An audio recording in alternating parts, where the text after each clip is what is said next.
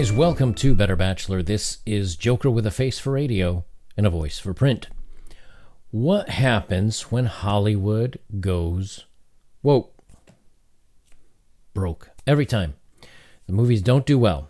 And it's not, the thing that they don't seem to understand is it's not the fact that they've got certain women or certain guys or certain representations in the movies. That doesn't matter. If you look at the Wonder Woman movie series, they did a great job, but the story wasn't around her being a superhero. It was about a superhero that was a her. And that's the big thing that I think all of these movies coming out now are getting wrong, is that they keep pushing the story towards, look at all this representation that we have. Look how just different everyone is. Look how wonderful this is. And the story fails to meet standards.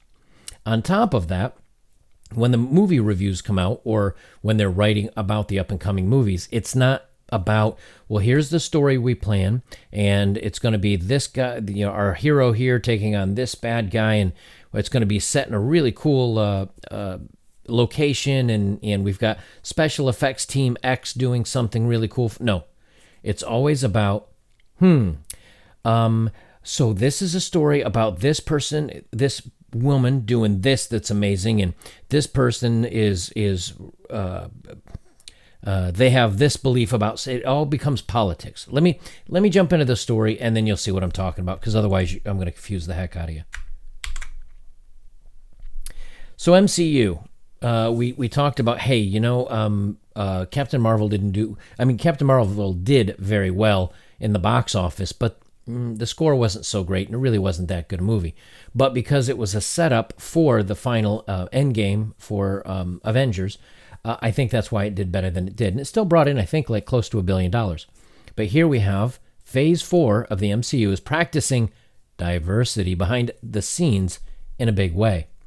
So already the story's not about the movies. It's about the people in the movies and their personal lives. And here's the thing.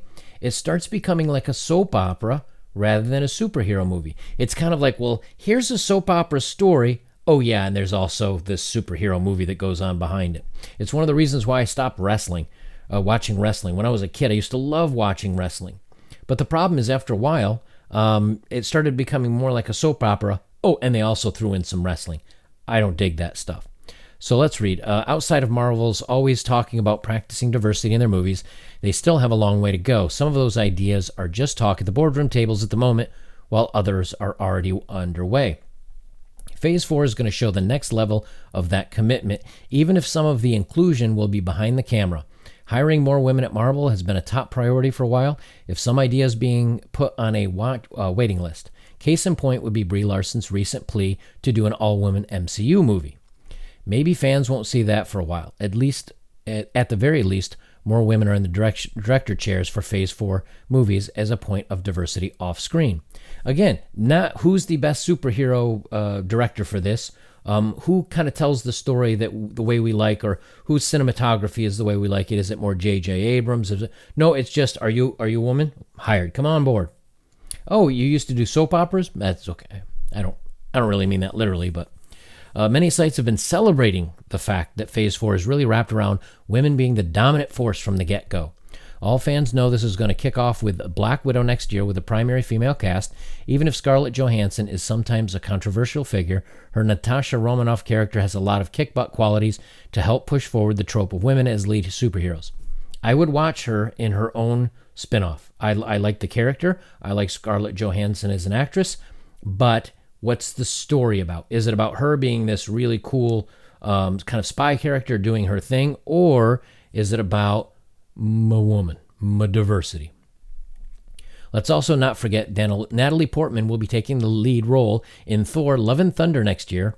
Her role is going to be pivotal because it'll bring more humanistic edges to the superhero angle, considering her Jane Foster character may be dealing with cancer and have to take on the mantle of a male Thor's job. The all-powerful superhero idea will take a bit of a rest.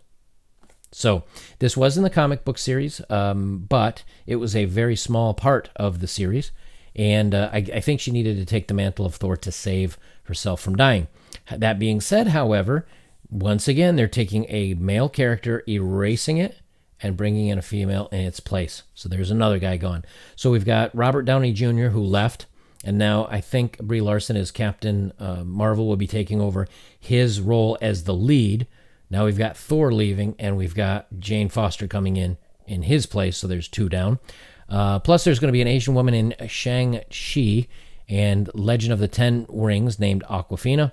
The Eternals will additionally have 3 strong women leads, and one of which is Angelina Jolie. This is already good news for the big screen. Upcoming Disney Plus shows have more women representation going on behind the curtain for one key Marvel series. Again, it's not so. Look, I think everybody liked. Scarlett Johansson as the Black Widow. The fact that she was hanging out with superheroes, but she was a mortal human being, is awesome. I think everybody liked Wonder Woman for the most part. Great movie. One of my favorite all-time movies of all time is the original Alien and Aliens. Those 2 movies are awesome. Sigourney Weaver did a great job as Ripley. Was the story about her being a woman doing? No, it was just a story. And she happened to be a woman. It's not like when there's a guy superhero, he's like, did you notice I'm a guy and I can grow a beard? No, it's just tell the story. But because this is already coming out, you already know it's going to be wrapped around this type of thing. It's going to ruin the story. A female director will helm all episodes of Falcon and the Winter Soldier. Many Captain America fans are excited about the upcoming Disney series Falcon and the Winter Soldier, continuing the adventures of Sam Wilson and Bucky Barnes in the title's respective roles.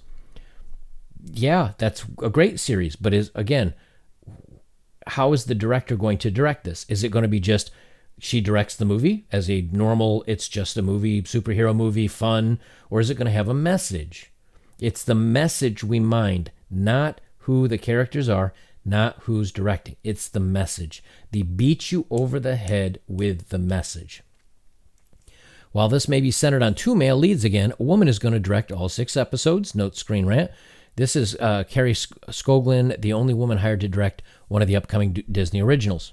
Hey, if the story is a good story, don't care. It's always interesting to see a woman direct a show centered on male leads. The direction insights are often insightful. If we still respect towards the opposite gender, how is this going to play out on FNWS? Will be worth watching, considering it's going to be an emotional series dealing with the aftermath of the events in Endgame. Scoglin will be sharing the director chair with 2 other women selected to direct a double of big screen MCU films. Kate Shortland will direct Black Widow. Then Chloe Zhao will direct Eternals, with latter reportedly bringing a unique perspective to the ancient characters. What is that unique perspective, you may ask? Diversity. More women will be doing things with Marvel, but what about for future inclusion? All the MCU Marvels confirmed from now, and they give a list of it. The women are going to become a major part of the MCU over the next few years and beyond. Don't forget about a sequel to Captain Marvel, likely arriving at the end of Phase IV. Brie Larson more or less shattered all the glass when it comes to putting women up front in a superhero costume. Wrong. You can go back to the let's see if I can remember her name. She was the Wonder Woman back in the 70s. Oh gosh, now I have to look this up. Nuts. It'll come to me probably right after the moment I turn off this. Linda something. Anyway, she was beautiful, and she was a superhero in the 70s. Woman, okay. Again, how about Gal Gadot as Wonder Woman? She did a great movie. I don't have a list of them right in front of my head, but women have been stars in lots of these movies. The point is, though, that again, they're breaking everything apart, and they're just saying, all right, now we have to have inclusion for inclusion's sake. I don't think that's also the best representation for women. It doesn't put women in this wonderful shining light where they say, oh, instead of giving you a unique, original, cool character like Wonder Woman that was written as a woman, we're going to take this and we're going to change it just for you. Because, let's see. Afterward, though, it's worth noting again, Marvel has a long road ahead to include everyone they've promised. Those talks are ongoing and may take some time to evolve in a way to convince some internal executives major inclusion won't affect the key demographics or U.S. regions. But it will, though, and here's why. because young men are usually the ones that read comics. Young men are usually the ones that like superhero stuff. Young men like that when we are young.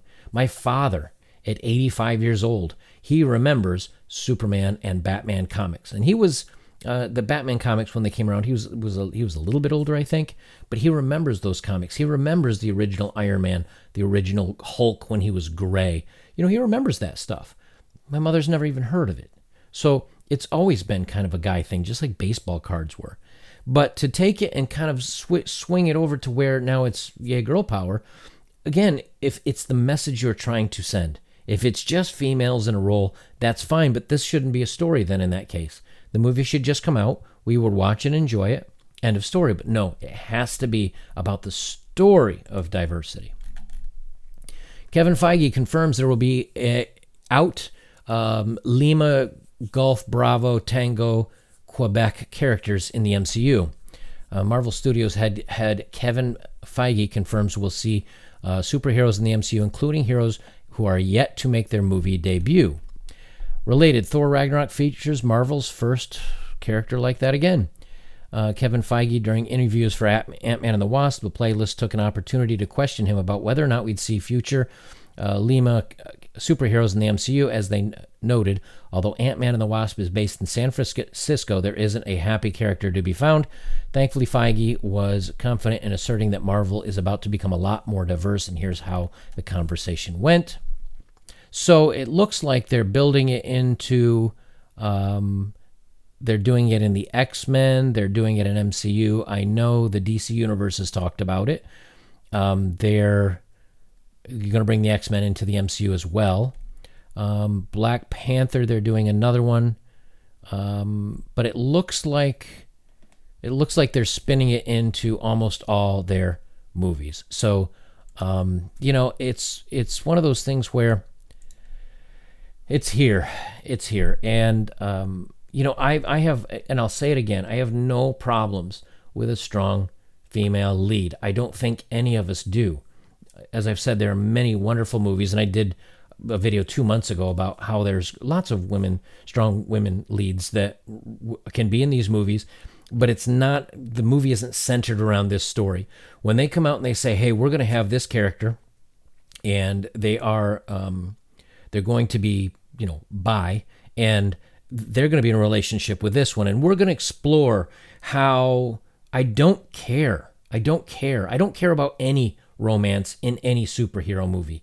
Those are usually the parts I fast forward through anyway because I don't care. I just want to see superheroes saving the universe and kicking the crap out of everybody. Don't care about the love story. That's what made Iron Man pretty solid, because the brief moments he and Pepper Potts would have together was like 15 seconds. It's just, here it is. And I think this pretty much, for me at least, ruins a lot of the superhero movies coming out, because again, it's not going to be, they're twisting the story around, and I think it's going to be a soap opera. Oh, by the way, and here's some action, or here's some PC stuff, and there's a little action on the side. And that's not what I want out of my movies. And I don't think a lot of young guys want that, because we're beaten about all the time over this stuff, and we get tired of it. We just want to go watch a movie. We want to forget the world, pay a little bit of money, and go watch a movie. And when the movie's going to be more about what we do wrong and how this is great and we're awful, and forget it. So Hollywood has doubled down, tripled down, quadrupled down. The whole next series of all the superhero movies coming out are going to be WokeNBroke. So there you go, guys. It looks like I'm not even going to be worrying about waiting until they come on streaming. They're just going to be movies I skip altogether. And that's sad, because I do like superhero movies. Guys, if you'd like to support my work, links are below. Thank you for those that have. And the best way you can support me is like, comment, share, and of course subscribe, so that way you get to see all my new videos that come out. And lastly, go back and check out some of my other work. I really appreciate that as well. If you haven't seen my bus video, that's over on The Unknown Adventure, my second channel, and we'll go from there. Guys, this is Better Bachelor. I'm Joker, and so much for superhero movies. I guess they're done.